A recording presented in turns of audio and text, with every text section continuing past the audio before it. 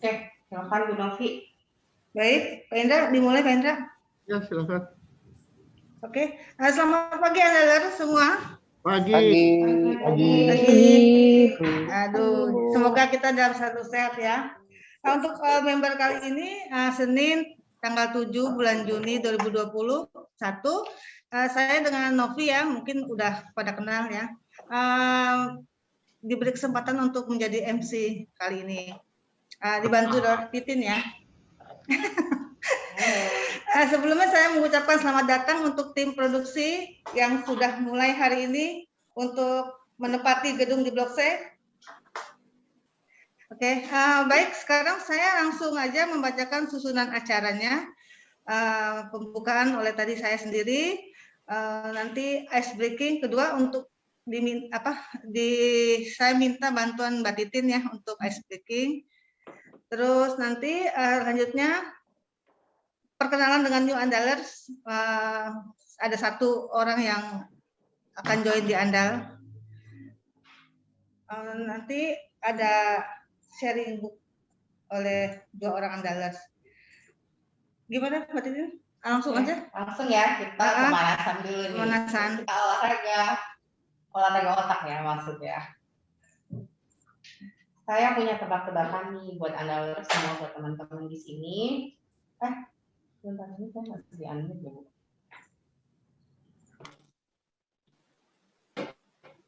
Halo, selamat pagi teman-teman semua. Pagi Mbak Titi. Selamat pagi. Sehat-sehat semua kan? Pagi. Sehat. Oke. Perkenalkan saya dengan Titin. Saya akan memandu untuk speaking pada pagi hari ini. Ayo kita senam otak ya. Yang pertama, saya punya pertanyaan.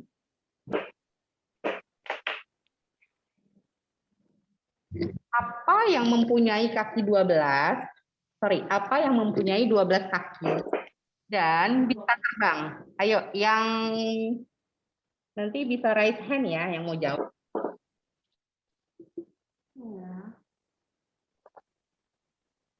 Ayo siapa? Ada hadiahnya loh. 12 kaki dan dia tuh bisa terbang. Ada hadiahnya enggak? Ada dong pastinya. Silakan Bu Novi. Tuh ada hadiahnya. 6 burung. Apa? 6 burung Mbak Titin. 6 burung. Itu tadi itu siapa ya yang jawab? Ismail. Ismail. Betul nggak Mbak Gimana Titin? Bu jawabannya? Coba kita buka dulu. Apa ya? Atau ada yang lain nggak?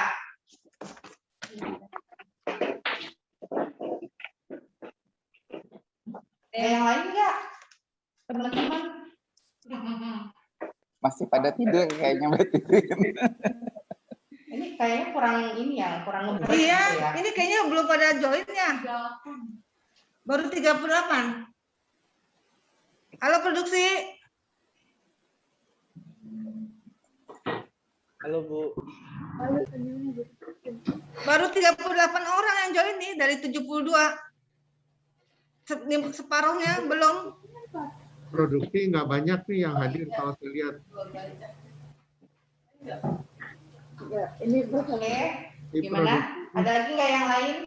Tunggu Pak Titin, ini kayaknya belum pada join deh. Oke, mau absen dulu Bu Novi. Absen. Jam Ayo, 8 ya. Ayo. Ini kan udah di PP jelas jam 8 jam kerja kantor. Kita mulai aja, jalan aja. Tapi belum separuh Pak. Ya, Lanjut aja maksudnya Bu. Lanjut. Ya, Lanjut aja. Nanti nggak dapat hadiah. Kan Ya, kita nggak terus apa-apa. aja. enggak apa-apa tinggalin Nggak yang apa-apa. kesiangan. Oke, lanjut. Ada lagi nggak yang lain? Enggak ada kayaknya Mbak Titi. Selain Ismail nggak ada ya? Oke ya. Oke. Kita buka jawabannya. Tadam. Apa jawabannya? Apa? Itu cuma 1? Oh, 2, oh 3. Selamat Ismail. Terima kasih. Anda mendapatkan Oppo ya Bu. 20.000 opor nanti. 20.000. banyak banget Hadiahnya jadinya. Pengambilan hadiahnya.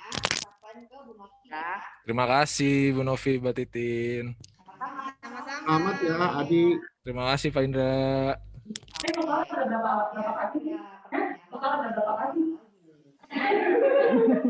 Bentar, Pak Titin. Ini pertanyaannya Nin, bukan untuk lantai 4 ya. Takutnya nyontek nih, lantai 4. Titin, Nggak boleh jawab ya. Tin, Ya, Tin. oi. Kalau pesawat memang ada berapa kakinya? 2. Nggak punya dua. Itu roda sih, bukan kaki. 3, Ci. Oh, 3 di depan 1. Kan dia bannya ada double 2. Oh, jadi banyak lah ya. Oke. Lanjut ya, udah bisa lanjut ya. Oh ini artis yang suka Bukannya ada all ada di member minuman. meeting. All member meeting. Bukannya ada all member. Siapa itu Ikut Mbak all member apa Jessica? daily dulu? All membernya sekarang. Kapan? Join aja, join.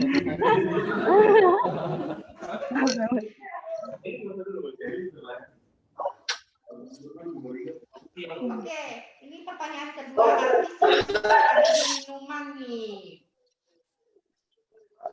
Ayo, siapa yang suka minuman? Di clue-nya itu minuman zaman now nih. Aku boleh jawab nggak? Nggak boleh, nggak boleh. boleh. Pokoknya lantai 4 kita udah tutup, tidak boleh jawab. Lah, kita kan Alex juga, Bu. Tapi pasti udah dapat bocoran. Enggak kok. Ibu, Ayo, Bu mah seuzon, kita nggak dapat bocoran. Mereka berintegritas, Bu. produksi, saya mau dengar dari produksi. Iya nih. Jawabannya apa tuh? Mana nih? Artis yang suka ada di minuman. Johan artis. Johan. Aktif. Ayo Tegar. Iksan. Dian Sosro. Sosro nggak boleh. Dian Sosro. Gimana? Bener nggak Bu? Ada lagi. Kayak yang lain. Masih salah, masih belum tepat. Ini agak di plesetan ya, agak plesetan. Aquaman. Belum tepat. Aku. Nganggep nih 20.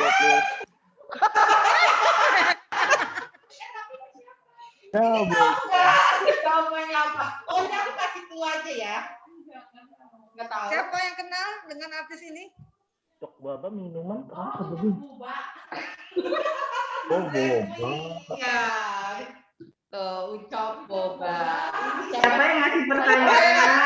Jauh banget. Gak ada yang bisa jawab ya? Pas. Lanjut Oke, 3.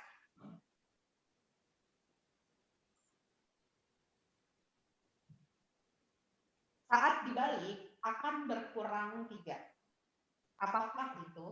1, 2, 3, 4, 5, 6, 7, 8, 9. Angka 9. Siapa tadi yang jawab? Siska. Siska, angka 9. Yeay. Tuh. apa? Biasa kalau mama untuk angka mah cepet ya. Next. Bu, saya belum mak-mak, Bu. Telur yang suka diinjak. Telur yang suka diinjak. Saya. Nggak boleh Mbak Erna. Ya ampun, Bu, saya nggak dikasih clue sama Iya, sekali. dia nggak dikasih clue. Bu. Nggak dikasih. Oke Mbak Erna, ayo. Telur tawar. Telur tawar. Telur tawar. Mas Ade ini nggak yang ngasih tahu ya. Mas Ade. Oke, benar. Yeay. 20.000 rupiah. Selanjutnya, ada lagi nggak, Yang Bu? terakhir 5. Punya Saya, saya. tapi nggak bisa terbang. Ayam. Boleh nggak Ayo. jawab? Ayo yang belum jawab. Kau Andrew, ayo. Motor bebek. Motor bebek. Apa? Motor bebek. Motor bebek punya sayap tapi nggak bisa terbang, kurang tepat. Ya, nggak apa-apa deh. Emang motor bebek ada sayapnya? Suka dilepas sih katanya. Ayo, sekarang yang mau jawab diproduksi dong. Jangan di blok D terus. Blok C. Ayo teman-teman di blok C. Ayo, semangat. Punya sayap tapi dia tuh nggak bisa terbang. Pembalut wanita, udah pada dewasa kan di sini? Aduh, Cici. Oke, ya. Kok aduh Cici sih Bu, yang bikin itu aja harus Oke, dipersiapkan. baik. Demikian tadi ice breaking. Semoga kita semua udah panas ya. Jadi udah bisa menerima ilmu hari ini. Nah, saya balikin lagi ke Bruno. Silakan. Oke, makasih Mbak Titin. Berarti sekarang yang dapat hadiah Ismail, Siska, Erna. Wah, 2 tim support, 2 tim marketing. Siska, Ismail, Erna, Maciweli. Tepuk tangan dong. Hadiahnya akhir bulan boleh dia kasihnya? Aduh. Kok lama ya Bu? Ini masih awal bulan Bu. Ini udah akhir bulan buat saya, Bu. Oh gitu ya. Oke. Tim produksi saya nggak kedengar suaranya nih. Kangen saya. Oke, selanjutnya kita akan masuk ke perkenalan new Andalers. Siapa itu? Fauzia Nurhayati dari Product Owner. Perkenalkan, namaku Fauzia Nurhayati, biasanya dipanggil Zia. Sebelumnya aku pernah kerja di Clue Smart City sebagai UI UX designer. Terus sekarang join di Andal sebagai product owner. Harapannya join di Andal semoga bisa sama-sama dapat pengalaman yang lebih banyak lagi, bisa berkontribusi lebih baik lagi di perusahaan ini. Baik, terima kasih Zia. Selanjutnya kita masuk ke book sharing. Ya. Buka laptop terus nanti di sini ada link. Kan kamu dapat kan ini? Book sharing yang pertama itu dari Agan. Ya, halo Bu. Oke, Agan silakan ya. Nanti kita akan kasih waktu maksimal 15 menit ya. Ya. Selatin nggak dibantuin? Iya. Oke. Ya, silakan. Jadi Bu, saya Assalamualaikum warahmatullahi wabarakatuh. Selamat pagi Andalers. Pagi Agan. Pagi. Ya, saya Muhammad Agan. Ingin book sharing berjudul The Ice Cream Maker, itu karangannya Subir Chowdhury. Ya, boleh di slide. Nah, buku ini tuh bercerita tentang seorang manajer bernama Peter di sebuah perusahaan es krim yang mau hampir mengalami kebangkrutan. Dan dia dapat permasalahan dari bosnya untuk menjual produk lebih banyak lagi agar perusahaannya tidak mengalami kebangkrutan. Dan dia menargetkan suatu toko bernama Natural Foods, yaitu sebuah toko yang udah sangat gede dan tersebar di mana-mana. Dia bertujuan ketika dia menaruh produk di situ, maka penjualan akan tinggi dan perusahaan jauh dari kata bangkrut. Nah, pokok masalahnya adalah penjualan yang menurun, tidak dapat bersaing di pasaran, dan ancaman PHK. Penyebabnya yaitu tidak mengenali produk lebih dalam, selalu percaya diri, dan tidak memperhatikan hal kecil. Boleh digeser slide-nya, Mbak Titi. Nah, suatu ketika, si Peter ini akhirnya mendatangi lagi Natural Foods untuk kelima kali. Sebelumnya dia selalu gagal, selalu ditolak, karena produknya tidak cukup untuk bersaing, atau tidak sesuai dengan keinginan si Natural Foods. Dan dia mendatangi lagi Natural Foods untuk kelima kali. Akhirnya dia bertemu dengan manajernya langsung, yaitu bernama Mike. Di situ Mike membuka omongan, membuka pembicaraan bahwa banyak produk kamu itu kesalahan yang tidak layak untuk dipasarkan. Akhirnya Mike dengan berbaik hati untuk membantu dia mencari jalan keluarnya dengan menerapkan prinsip Leo, yaitu listen, enrich, dan optimize. Listen di sini adalah mendengarkan. Jadi yang dimasukkan oleh Mike, manager Natural Foods, Liskan itu mendengarkan keluhan dari customer dan juga pegawai. Lalu si Victor ini, si manajer produk es krim ini akhirnya menerapkan ke kantornya, yaitu dia mendengarkan keluhan dari staf-staf dia, seperti kantor yang jelek, pabrik yang tidak mendukung, dan sebagainya. Lalu dia mendengarkan juga keluhan dari customer atau klien, seperti produk es krimnya tidak dibungkus dengan baik, yang ini kurang strawberry, yang ini kurang ininya, dan sebagainya. Lalu dia terapkan itu semua, saran dari manajer dari Natural Foods, yaitu Mike, diterapkan semua, dia mendengarkan keluhan dari staffnya, dari kliennya, dan sebagainya. Langkah kedua, yaitu dia melakukan NBIX, berinovasi. Setelah dia dapat data tentang keluhan-keluhan tersebut, dia berinovasi di kantornya, di pabriknya, dan juga di produknya. Dia menerapkan itu semua. Setelah sudah selesai, dia berinovasi, memperkaya produk, dan juga memperhatikan hal kecil. Akhirnya Mike mau untuk mengambil produk dia ditaruh di Natural Foods. Dia mau mengambil produk es krimnya dijual di Natural Foods. Itu suatu kebanggaan buat si Victor, karena selama ini itu yang ingin dia capai. Lalu dia memberitahu pada bosnya bahwa dia berhasil memasukkan ke Natural Foods, dan bosnya menghargai itu dan mengapresiasi dia. Gak lama si manajer Natural Foods ini bernama Mike menyarankan saran terakhir, yaitu mengoptimalkan. Dia bilang seperti ini kepada Victor, kau telah berhasil untuk melakukan tahap Liskan dan juga NBIX. Dari awal mendengarkan keluhan staff maupun klien, lalu berinovasi dengan produk maupun kantor. Yang terakhir adalah mengoptimalkan. Yang terlalu puas dengan hasil yang sudah dicapai. Maksud optimasi di sini adalah konsisten. Tetap konsisten, memperhatikan hal kecil, detail, dan tidak gampang puas dengan apa yang sudah dicapai. Jika si Mike, manajer Natural Foods, berkata, jika kau tidak menjalankan optimize ini, maka kesuksesanmu tidak akan lama. Paling cuma sekian tahun. Tapi kalau kau menjalankan optimize, maka kesuksesanmu bakal sepanjang masa atau selamanya. Nah, ada satu kata yang saya suka di sini adalah, yaitu paranoia produktif. Paranoia produktif itu adalah memunculkan rasa khawatir mengenai tugas atau pekerjaan. Kayak kita tuh melakukan sesuatu, kita nggak pernah cepat puas, tapi selalu berpikir, ini udah oke belum ya? Ini udah bagus belum ya? Jadi selalu berpikir untuk berinovasi.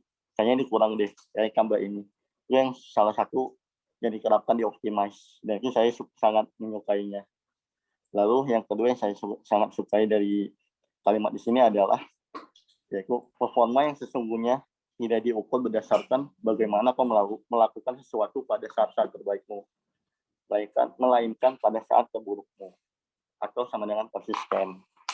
Akhirnya setelah dia menjalankan Optimize itu, perusahaan es krimnya pun berkembang pesat dan menjadi nomor 1 di kota itu, dan tersebar di seluruh gerai dimanapun. Dan dia diangkat menjadi direktur utama, lalu bosnya akhirnya menjadi komisaris untuk melanjutkan istirahat. Sementara si Victor-nya sudah menjadi seorang direktur utama karena telah berhasil menerapkan Liskan NBIX Optimize ini. Simpulannya adalah Liskan yaitu ubahlah sesuatu yang harus kau lakukan menjadi sesuatu yang senang kau lakukan. Jadi kita bekerja itu bukan karena paksaan, tapi karena emang kita ikhlas mau ngelakuinnya, menjadikan sebuah hobi. Jadi kesimpulannya adalah Liskan itu mendengarkan, NBIX itu berinovasi, dan Optimize konsisten akan mengoptimalkan. Boleh digeser? Udah, mungkin sekian sedikit presentasi buku dari saya. Mohon maaf jika ada salah kata. Wassalamualaikum warahmatullahi wabarakatuh.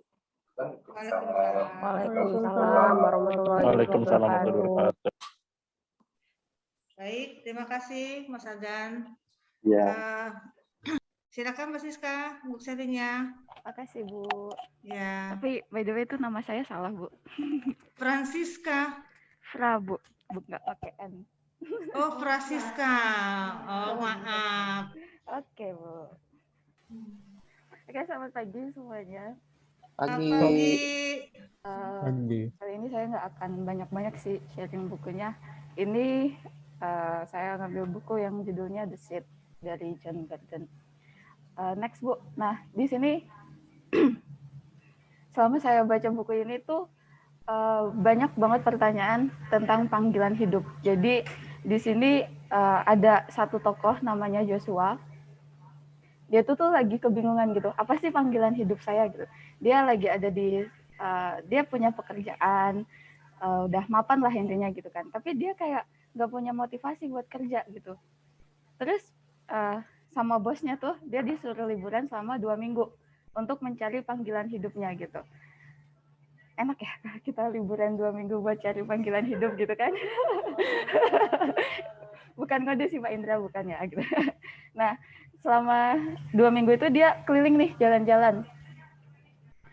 Pertama dia ketemu sama seorang petani di suatu labirin gitu. Terus si petani itu ngobrol-ngobrol dan ngasih bibit ke Joshua gitu. Karena dia tahu kalau si Joshua ini kebingungan nih, sebenarnya arah hidup saya tuh kemana gitu. Terus si petani itu bilang sama Joshua, nih aku kasih bibit gitu simpelnya kan, ini aku kasih bibit, kamu harus tahu di mana kamu menanam bibit ini gitu. Kamu harus tahu sebenarnya kamu itu harus apa ya, kayak sebenarnya kamu itu tuh harus ditempatkan di mana gitu. Karena kayaknya sih Josh itu udah bosen gitu sama, bukan bosen sih sama pekerjaannya, cuman kayak karena pekerjaannya itu monoton kayak gitu-gitu aja, dia jadi nggak tahu ide kreatif apa yang bakalan dia kasih buat perusahaannya gitu. Nah, singkat cerita dia udah keliling labirin dan dia menemukan jalan keluar karena dibantu sama petani itu gitu. Dia ngerasa, labirin ini kok susah banget sih dilewatin, sering nyasar lah, terus jalan buntu lah gitu. Dia udah kayak udah bingung gitu. Ini labirin kok susah banget sih kayak hidup saya gitu. Nah, akhirnya dia ketemulah sama pilot. Jadi di tempat itu tuh kayak ada apa ya namanya? Kayak ada arena buat ini buat naik pesawat kecil gitu. Nah, dia ketemu sama seorang pilot gitu, terus ditawarin, mau nggak naik pesawat ini gitu. Ketika dia naik, dia ngeliat tuh labirin dari atas. Ketika lihat labirin dari atas, dia baru sadar tuh, ternyata labirin ini gampang ya dilewatinya gitu.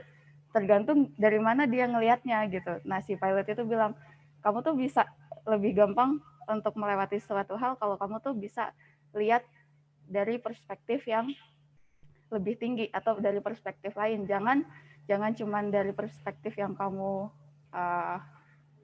pakai sekarang gitu. Nah, next Bu. Nah, si Josh itu Bu Novi, next dong. Nah, si Josh itu ada 4 tahapan nih buat nyari panggilannya. Yang pertama itu persiapan. Nah, untuk di tahap persiapan ini si Josh itu harus melengkapi nih karakteristik dia itu tuh seperti apa sih gitu. Dan dia tuh harus cari tahu di mana dia passion dia tuh di mana, panggilan dia tuh di mana gitu. Baru dia bisa melanjutkan ke next step. Nah, persiapan ini tuh bisa kalau dalam kehidupan kita sehari-hari itu bisa termasuk dari hobi kita, dari cita-cita kita gitu. Tergantung dari mana kita itu mau menempatkan diri kita itu di mana. Apa sih angan-angan kita ke depannya gitu. Terus yang kedua ada menanam. Nah, ini menanam ini nih penting banget sih. Gitu. Maksudnya kayak bibit kalau kita tanamnya asal-asalan, kalau kita taruh di tempat yang, maksudnya di tanah yang nggak subur gitu, itu juga kan nggak akan bertumbuh gitu. Nah, masa persiapan tadi menentukan banget nih tanaman kita ini kayak gimana gitu. Nah, menanam ini kalau Josh itu kan dia pengen nanam itu di masa lalu karena dia suka pelayanan, dia suka musik, kayaknya pekerjaan saya di kantor ini bukan passion saya gitu. Dia pengen menanam di masa lalu tapi kayak dia ragu gitu. Terus dia dapat tawaran pekerjaan baru nih, itu kan kayak di masa depan gitu kan. Dia dapat tawaran pekerjaan baru, tapi kayak dia nggak kayak ada kesulitan gitu. Kok ada aja halangan buat saya itu interview, buat saya itu ini yang tiket pesawat saya delay, yang cuaca buruk kayak gitu. Nah, akhirnya si Just itu juga menentukan di mana dia menanam dengan ya udah aku mau nanam di pekerjaan aku yang sekarang gitu. Nah, terus yang kedua itu masa pertumbuhan. Nah, di masa pertumbuhan itu sulit banget buat si Just itu gitu, si Joshua itu, karena di kantornya dia yang sekarang gitu, dengan kinerja dia yang kayak aduh saya bingung nih mau cari ide apa gitu, banyak dari teman-temannya itu kayak yang meremehkan si Josh gitu. Jadi kan kayak si Josh itu udah mau bertumbuh tapi banyak yang meremehkan, banyak lah angin-angin yang buat Josh itu kayak ragu, benar gak sih saya di sini gitu. Tapi selama masa pertumbuhan ini si Josh melakukan yang terbaik banget gitu. Kalau ada teman-temannya yang butuh bantuan, dia tuh nggak harus diminta, tapi dia langsung inisiatif untuk membantu teman-teman kerjanya sedivisi maupun yang nggak sedivisi kayak gitu.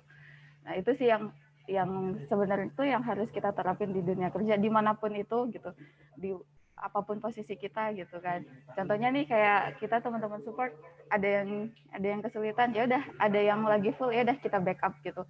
Itu salah satu contoh kita bisa saling berbaur gitu kan. Terus yang terakhir nih masa panen. Ini masa yang paling ditunggu-tunggu sama banyak orang sih gitu. Masa panen itu masa menuai, masa kita mendapatkan hasil dari perjuangan kita gitu, dari apa yang kita tanam, apa yang kita tabur gitu. Nah, si Josh ini akhirnya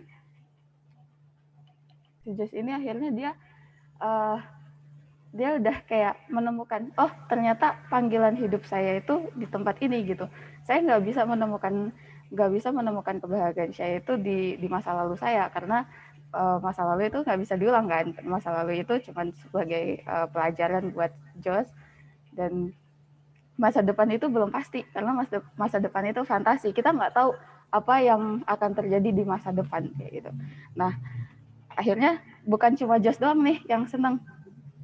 Josh bisa menemukan panggilan hidupnya di tempat kerjanya yang saat ini, tapi bosnya juga senang, teman-temannya juga senang gitu, karena Josh itu adalah salah satu karyawan yang yang berprestasi, yang baik lah gitu pokoknya, karyawan yang bisa dijadikan teladan, yang hebat gitu pokoknya, intinya sih gitu. Udah Bu, next Bu, saya cepat aja. Nah, dari buku ini saya menemukan satu kalimat gitu yang mungkin bisa saya terapin gitu kan. Yang kalimatnya itu gini, kebahagiaan kita yang menentukan itu kita sendiri. Jangan memilih di mana kita bisa bahagia, tapi pilihlah di mana kita bisa belajar lebih banyak. Jadi kita nggak bisa menggantungkan kebahagiaan kita tuh di orang lain, di suatu, ya misalnya nih saya jadi support, saya bosan banget di sini, saya nggak bahagia gitu misalnya. Nah belum tentu saya di tempat yang baru itu saya bisa bahagia gitu kan. Nah, itu sih, maksudnya harus gali potensi kita lebih dalam, harus belajar lebih banyak, dan itu sih yang mungkin bisa buat kita tuh lebih bahagia. Kebahagiaan itu karena dari diri kita sendiri sih, bukan dari orang lain, bukan dari siapapun pokoknya. Udah, next Bu. Oke, terima kasih. Udah selesai. Baik, terima kasih Siska. Mungkin kebetulan juga saya sudah pernah. Jadi gini, kalau saya bisa tambahkan, dalam pekerjaan itu kita kalau dengan hati dan pikiran kita, dengan passion, itu akan pasti mendapatkan maksimal yang hasil maksimal dan melayani dengan penuh cinta ya, Siska ya. Oke, sekarang kita langsung ke Bapak ya, CEO sharing. Silakan Pak. Oke. Terima kasih Agan, bagus banget bukunya di Ice Cream Maker. Saya baca udah beberapa kali. Jadi Leo itu ada buku sendiri membahas tentang Leo ya, listen, enrich sama optimize gitu ya. Nah tadi kan ceritanya tentang perusahaannya lagi turun ya, hampir mau bangkrut, tetapi dia bisa naik. Nah caranya gimana? Caranya kalau dia memperbaiki orang-orang yang ada di dalam, tapi memang itu benar, harus dibenerin orang-orang yang di dalam. Nah bagusnya andal orangnya hebat-hebat gitu, jadi ya harusnya gampang naiknya gitu ya. Nah jadi kita pertama perlu listen itu adalah mendengarkan gitu ya, mendengarkan. Nah, banyak orang yang sulit untuk mendengarkan, padahal kuping udah dikasih 2 gitu ya. Nah, jadi saya juga dulu susah banget mendengarkan. Kalau sekarang ya saya udah latihan lah, udah bisa gitu. Nah, terus yang kedua adalah enrich. Enrich itu berinovasi. Terus kemudian setelah enrich itu optimize. Nah, yang menarik dari kata-kata Agan tadi adalah tidak gampang merasa puas. Jadi kita harus terus improve. Nah, pertanyaannya adalah apakah kita harus terus improve? Seperti apa yang harus kita improve? Nah, ini ada hubungannya juga dengan yang di sharing sama Siska tadi tentang the seed ya. Nah, kalau kita terus improve berarti kita punya kemampuan akan terus naik gitu. Nah, ini juga berkaitan dengan saya punya slide nanti, Riding the Wave judulnya, gitu ya. Nah, jadi kita harus selalu belajar untuk meningkatkan skill kita, gitu. Nah, kalau masa muda kita dibuang-buang, gitu ya, santai, gitu ya, kerja ya kan pokoknya gue dibayar setiap bulan, santai aja kerjanya, gitu ya. Ya nggak apa-apa gitu, tapi nanti kalau udah tua dia nggak dapat apa-apa. Akhirnya tenaganya udah habis di masa tua, skill juga nggak ada, susah dia di tuanya.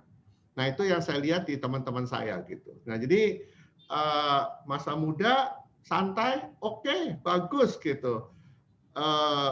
Tapi nanti masa tua sulit gitu. Jadi kita mendingan mana? Sulit di masa muda dan enak di masa tua. Jadi saya punya teman juga kerjanya luar biasa di waktu muda gitu. Luar biasa sekali kerjanya. Yang lain-lain pada keluar dari kantornya, dia masih tetap di situ karena dia merasa bahwa dia masih bisa belajar banyak di situ.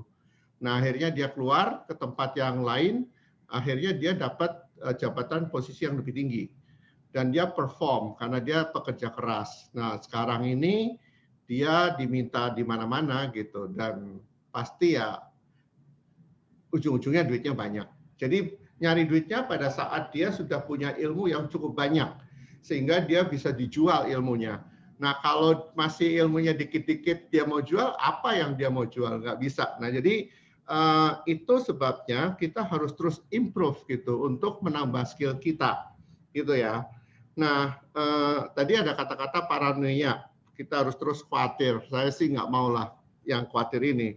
Tapi sebetulnya yang dia pengen katakan adalah dia harus selalu berpikir bahwa gimana ya supaya saya bisa terus improve. Nah, paranoia itu untuk mendorong kita sebetulnya supaya kita bisa terus improve. Tapi triggernya menurut saya jangan paranoia, tapi bagaimana saya harus improve. Karena kalau saya terus khawatir, saya tidak akan ya peace of mind gitu ya, gitu sih. Tapi bagaimana kita harus selalu improve gitu. Nah, itu tadi selalu harus kita berpikir optimis. Persisten juga penting. Ya, kalau orang yang nggak persisten pindah-pindah susah juga gitu ya. Sebentar dia ngerjain ini, sebentar ngerjain itu, dia nggak punya skill akhirnya di masa tua dia. Dan ya kasihan lah gitu ya. Nah, jadi ubahlah sesuatu yang harus kau lakukan sehingga menjadi sesuatu yang menyenangkan kau lakukan gitu. Ya awalnya mungkin tidak senang, tapi begitu kita sudah melakukan, kita explore, akhirnya senang. Jadi hobi tadi. Nah itu bekerja luar biasa hasilnya. Terima kasih Agan, bagus banget. Saya belajar banyak dari situ. Untuk Siska, the seed, ini bagus. Kita harus mencari apa panggilan hidup kita gitu. Benar itu. Ya, kadang-kadang kita tertipu sih gitu ya dengan panggilan-panggilan hidup. Saya juga mengalami itu gitu. Tadi dikatakan yang paling menarik adalah kita lebih gampang melihat sesuatu dari perspektif yang lebih tinggi. Jadi kalau saya belajar dari Einstein itu mengatakan gini, you cannot solve problem with the thinking when you have that problem gitu. Jadi gini, kalau saya cara berpikir saya adalah pada saat saya mendapatkan problem itu, kita tidak akan bisa solve problem itu. Kenapa? Karena kita harus naik kelas dulu, baru kita bisa melihat problem itu gitu. Nah, saya alamin banget gitu ya. Dulu saya melihat ini problem besar gitu, tapi sekarang saya melihat oh gampang masalahnya untuk menyelesaikan. Kenapa? Ya karena saya banyak baca buku, saya banyak belajar gitu. Jadi bisa melihat hal-hal yang lebih lagi. Nah, tapi apakah saya mengalami sesuatu yang saya harus belajar? Iya, karena ada tantangan-tantangan yang belum bisa saya hadapin gitu sekarang ini. Dan saya harus naik kelas gitu. Naik kelas itu artinya saya harus belajar lebih banyak lagi untuk bisa menyelesaikan tantangan yang saya hadapin sekarang ini gitu. Kalau menurut saya, kalau kalian punya problem di pekerjaan terutama, yang bisa lihat lebih adalah atasannya gitu. Dan kadang-kadang bawahan tidak bisa berpikir, tidak bisa mengerti kenapa atasannya memutuskan itu. Karena cara berpikirnya belum nyampe, gitu ya. Bukan apa-apa sih, saya juga sering membaca buku dan saya nggak ngerti isinya buku itu apa. Karena saya belum nyampe cara berpikir saya dengan penulis buku itu. Caranya adalah ya saya belajar terus sehingga saya mengerti apa yang dia pikirkan. Gitu teman-teman. Jadi cara berpikir penting banget. Penting banget. Jadi kalau misalkan ada Andalers yang nggak ngerti kenapa saya mengambil keputusan itu, saya maklum sekali gitu. Ya. Tapi saya berusaha untuk menjelaskan kenapa saya mengambil keputusan itu. Dan kenapa kita ada deep head meeting, kenapa ada Andalers gitu, kenapa Andalers semuanya nggak jadiin deep head meeting aja gitu. Ya karena materinya. Kalau saya memberikan materi deep head ke semua Andalers, mungkin belum nyampe gitu, nggak bisa ditangkap gitu, mungkin gitu. Ya di deep head aja kadang-kadang saya ngomong nggak bisa ditangkap seluruhnya gitu ya. Jadi itu yang terjadi sebetulnya. Nah jadi kalau gini ya, saya tidak gini teman-teman, saya cerita ini adalah secara general. Tapi kadang-kadang saya sering dengar nih, Pak Indra nyinggung saya, Pak Indra, saya tidak punya 73 orang 75 orang nih sekarang ya. Gimana? Saya nggak mungkin nyinggung-nyinggung orang, tapi kan secara general memang begitu gitu. Ya kalau tersinggung ya bukan karena saya sengaja untuk menyinggung orang-orang tertentu gitu. Dan saya yakin kalau ditanyain pasti mungkin ada beberapa gitu. Kemarin saya syuting sama Arif, terus kita cerita itu masalah ketersinggungan itu gitu ya. Padahal saya nggak nyinggung apa-apa sih, saya cerita sama Arif kemarin gitu ya. Oke, ada 4 tahapan katanya: persiapan, menanam, pertumbuhan, dan panen. Persiapan ya kita siap, terus kemudian menanam. Itu artinya apa menanam di sini? Menanam adalah pada saat kita muda, kita harus menanam. Menanam apa? Kita harus mendapatkan semua skill untuk masa depan kita. Kita harus persiapkan itu, ya. Nah, waktu dia bertumbuh, apa yang sudah kita pelajarin, kita terapkan sehingga kita dapat sesuatu pengalaman. Nah, pengalaman lama-lama kalau kita sudah banyak, itu baru mendapatkan hasil, baru kita panen. Jadi teman-teman tidak ada yang instan. Anak muda sekarang, milenial, itu instan, kebanyakan. Tidak ada yang instan. Maka kita harus persisten, tadi kata-kata Agan. Gitu ya. Nah, jadi yang terakhir, bagus banget kata-kata Siska, bilangnya gini, kebahagiaan itu yang menentukan adalah kita sendiri. Jadi kalau ada orang yang mengatakan bahwa saya nggak bahagia nih gara-gara elo, itu salah banget gitu. Gue stres nih gara-gara elo, itu salah banget gitu. Ya. Gue marah nih gara-gara elo gitu, salah besar gitu. Gitu ya. Jadi menurut saya kata-kata ini benar. Jadi kebahagiaan yang menentukan kita sendiri. Kita bisa memilih mana yang kamu bisa belajar, pilih mana yang kamu bisa belajar lebih banyak. Ya, jadi gitu, kebahagiaan. Sumbernya ada dalam diri kita. Jadi kalau ada event, sesuatu event gitu ya, event itu ada sesuatu kejadian. Respons kita bisa gembira, tapi respons orang lain bisa sedih gitu. Respons orang lain lagi bisa marah-marah gitu. Tapi kan yang bisa kita kontrol bukan kejadiannya, respons terhadap kejadian itu gitu. Gitu ya. Nah, saya ini kan baru Lebaran. Artinya Lebaran itu kan puasa, ya.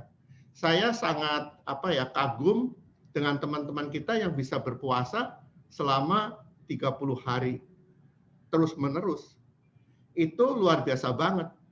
Dia bisa mengendalikan nafsunya gitu ya. Nafsu lapar pasti kan, haus. Waktu puasa kan pastilah haus, lapar gitu kan. Dan itu bisa menahan gitu. Itu luar biasa banget sih kalau saya bilang gitu. Nah, bagaimana itu tentang sesuatu yang kelihatan ya, makan. Nah, kalau kita bisa menahan, bukan menahan sih kata-katanya, kita bisa mengendalikan nafsu kita, apapun itu nafsu kita, ya. Nafsu itu banyak ya, bukan cuma nafsu daging. Nafsu daging itu ya tadi makan, minum, gitu ya. Terus kemudian nafsu yang lain, misalkan ego, menguasai sesuatu, greedy gitu, nafsu gitu kan. Kalau kita bisa mengendalikan itu semua, hidup kita akan bahagia. Karena itu sebetulnya yang mengendalikan kita. Jadi kebahagiaan itu kan kita sendiri, gitu kan. Jadi itu teman-teman, sharing buku dari Siska. Saya suka sekali buku The Seed, bukunya bagus, isinya mudah-mudahan yang lain bisa membaca juga.